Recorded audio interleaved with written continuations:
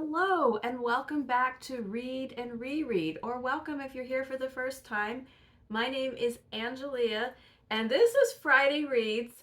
I know it is Sunday. I hope it is still Sunday by the time I finally get this up.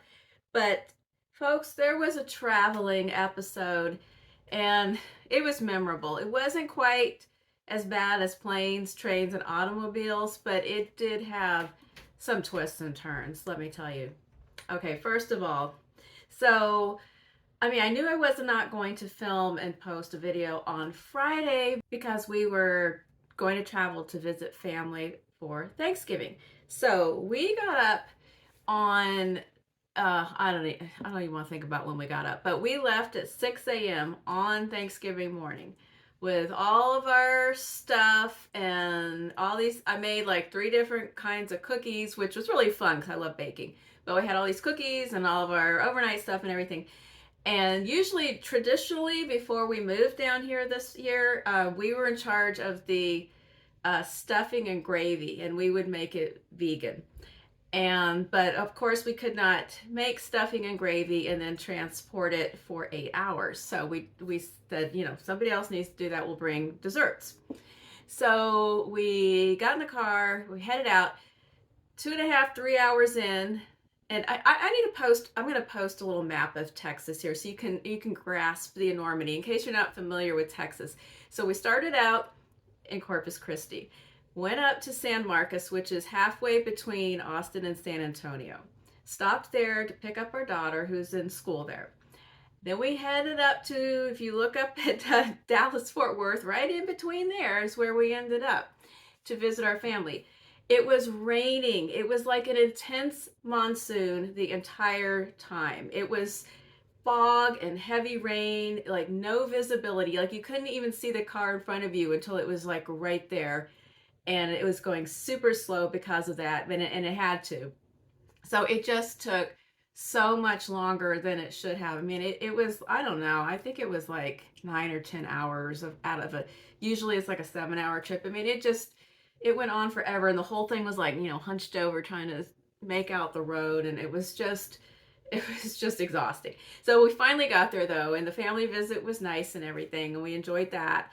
And we spent the night at my in-laws, and then we had to head back the next day because the timing of Thanksgiving is not the greatest for a college student because they have exams coming up in about a week and a half. So like all the final projects and stuff are due, and she had been working in the car the whole time.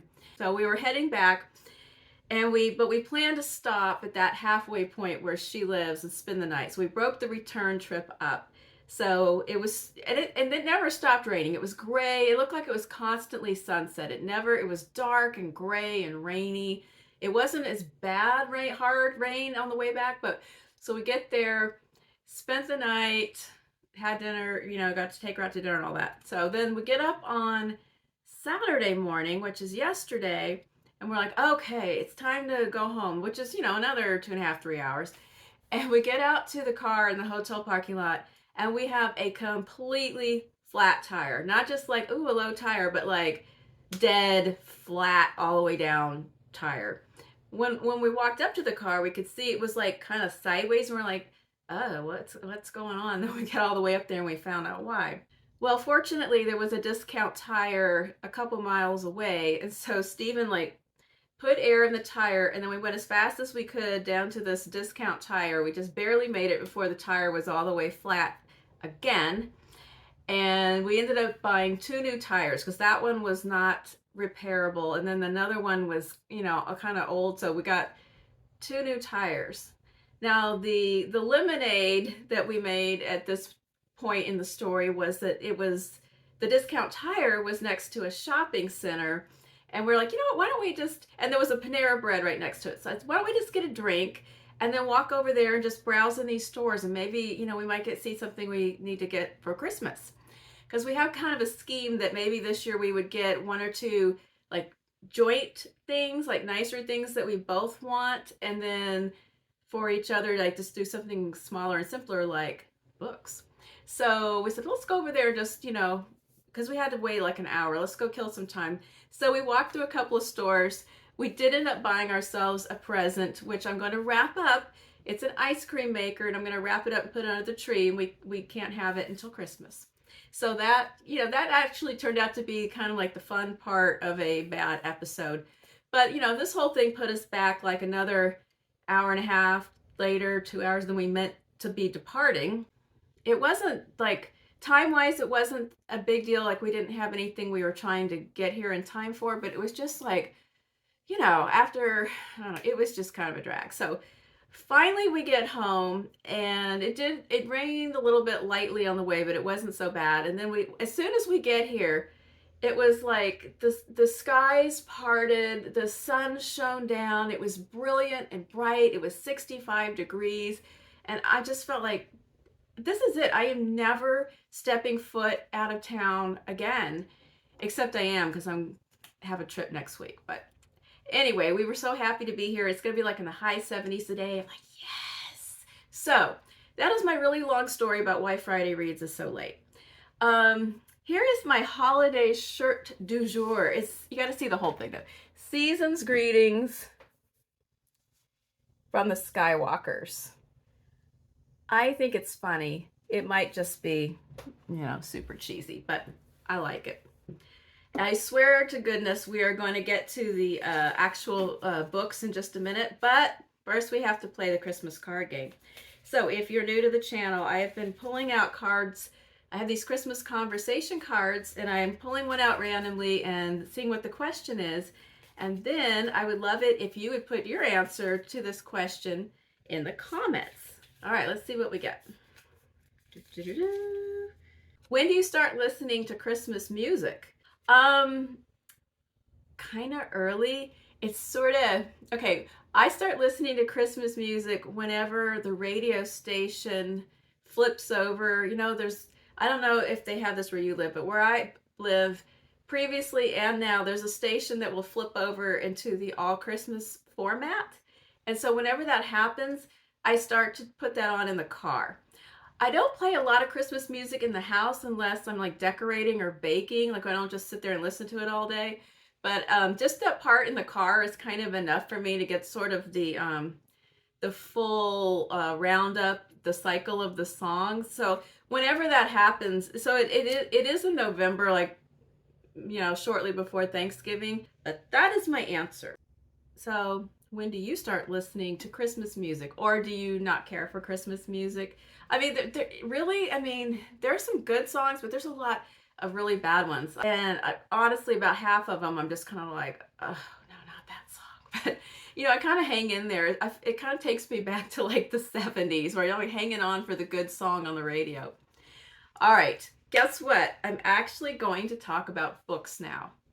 All right, so I did finish one novel this week, and then everything else is shorter pieces, or no, I'm halfway through. But the book that I finished was really, really, really, really good. The Sleeping Car Porter by Suzette Mayr. And this book notoriously has been difficult for people to find copies. So I hope if you're wanting to read this that you have had success. And maybe the shortage will alleviate soon, because I think what happened is this book is published by a small press, and it may have caught them by surprise that it won the Giller Prize. And even before it was announced as the winner, it had started to gain a lot of attention because it is really excellent. So this story is set in 1929, and it is about a porter on a train in Canada. He began his job as a train porter to save up for dental school. His dream is to go to dental school. He knows exactly how much money he needs to get into school.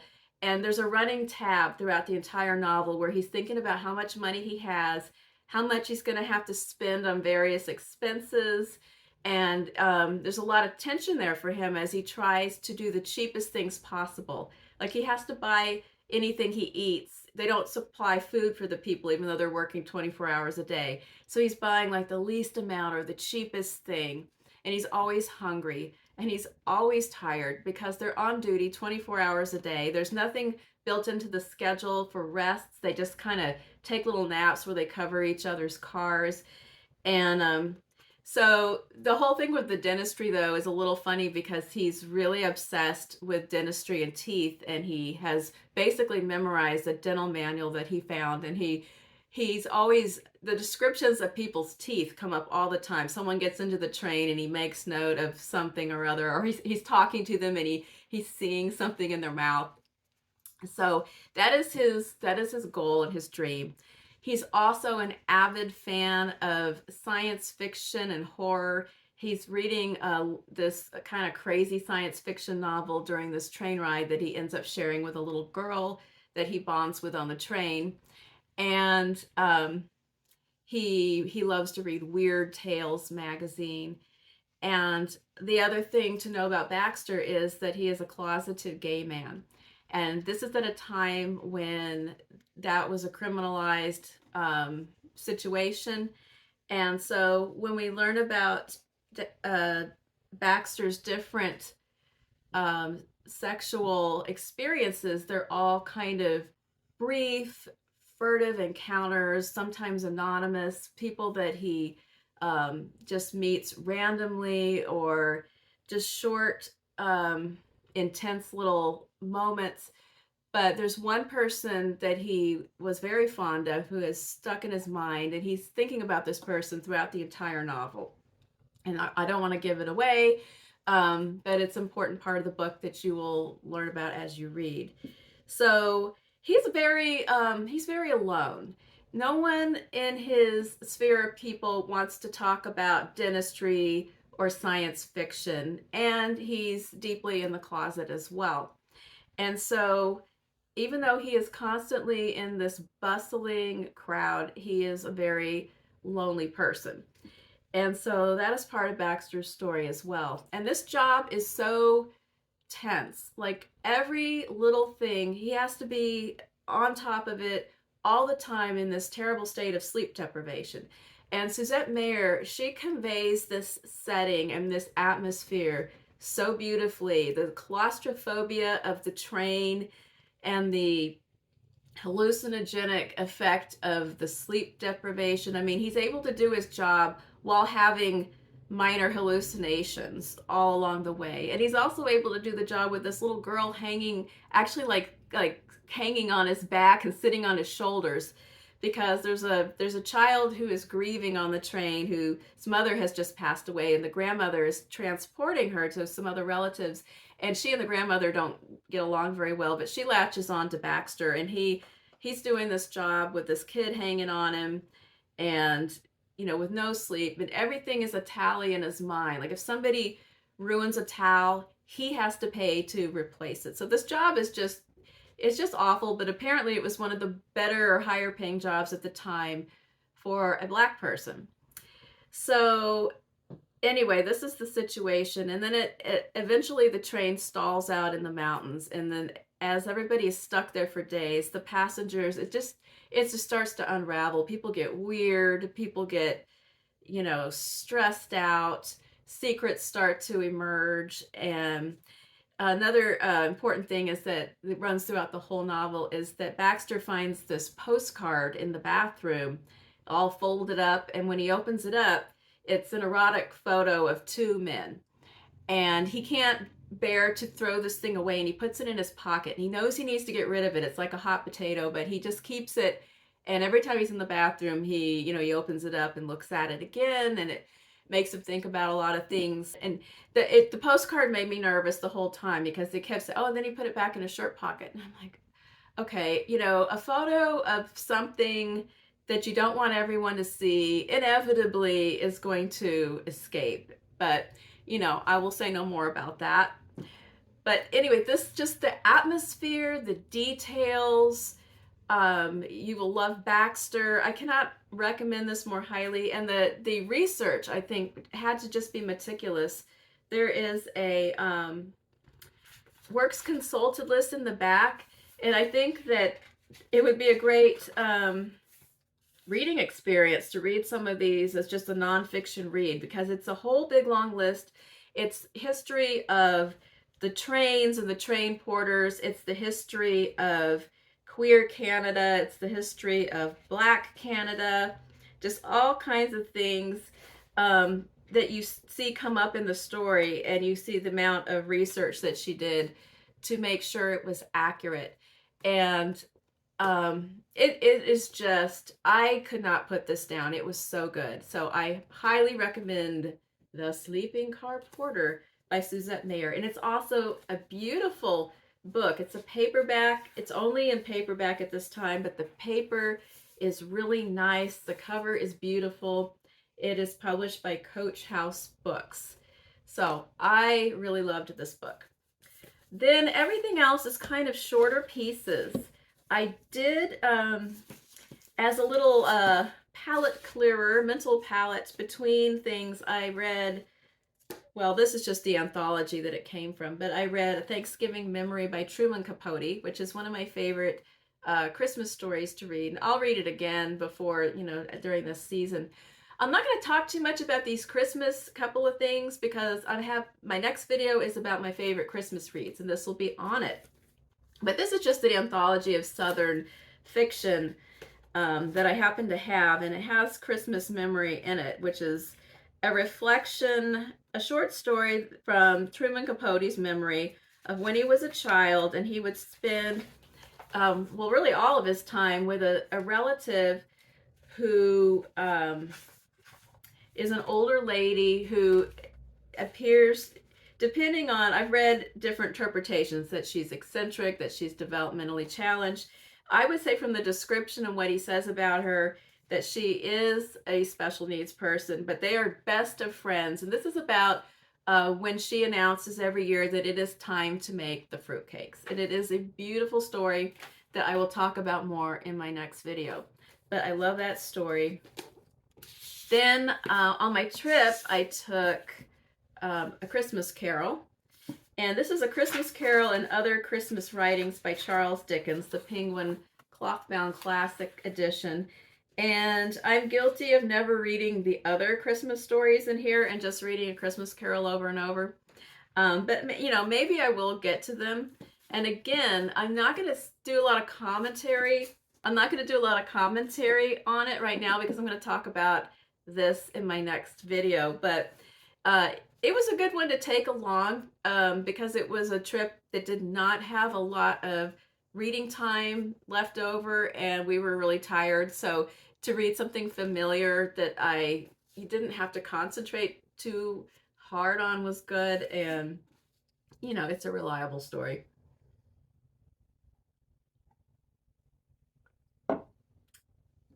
All right, so that was Christmas Carol, which I will cover in more depth later. And then the other thing that I have been reading in between is Bliss, Montage by Ling. These are short stories. I did love her novel Severance a couple of years ago. And the short stories, I knew they were going to be weird, and they are weird.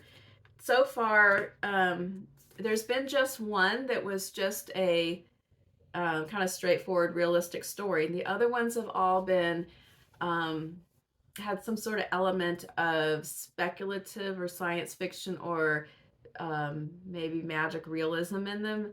Things, secret portals. And one of them, a story that I really liked, had to do with a drug, an illegal drug that people have discovered that if you take it, you become invisible for a while, and you can just, move around the city and wreak all kinds of havoc and do mischief before you rematerialize. And it's about a young woman who kind of became addicted to that, and she had kind of a toxic relationship with an old roommate where they used to do that drug all the time. And on her last night before she's moving out of the city, she reconnects with that roommate for one last night, and I won't tell you what happens, but they're very strange stories. Like, I had to go back over the last one I just read. I got to the end, and it was one of those ones where you're like, wait a minute. And I went back and read the second half of the story again, and I'm still kind of like, I'm not sure what just happened. I need someone else to read this and help me understand what just happened in that story. So they are strange. I'll try to sum it up better when I get to the end of the collection. So I am now at the precipice of choosing another novel, and I have a whole cart full of things I talked about a lot of them in my, I think it was my last video, my TBR. So I need to look through all of that, see what I should read next, what I feel like reading next. I don't know. I'm gonna look at that later today. So you'll have to find out next time what I settled on. All right. So that was the week that was. What did you read this week? What did you read over the break? If you celebrate Thanksgiving or you just had some time off, I love to hear your comments. So drop me one down below. And thank you for watching. I hope that you did have a great weekend. And I will be back in a couple more days with my favorite Christmas books video. So see you soon. Bye bye.